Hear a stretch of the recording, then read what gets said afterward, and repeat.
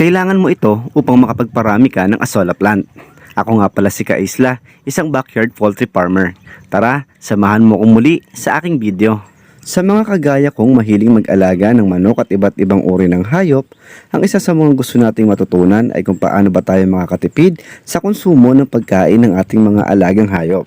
At ang asola plant ay isa sa pinaka-the best na gawing alternatibong pagkain sa ating mga alagang hayop, lalo na sa manok, pato, pabo, at iba pang mga uri ng poultry. At ang tanong ay kung ano ba ang mga kailangan natin sa pagpaparami nito.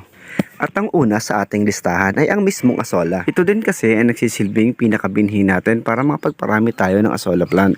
Ang pangalawa ay tubig. At ang pangatlo ay fertilizer. At ang huli sa ating listahan at isa sa pinaka-importante upang makapagparami ng asola plant ay ang trapan o yung tinatawag na asola pond. Kaya ngayong araw ay excited nga ako mag-setup ng bagong pond dahil merong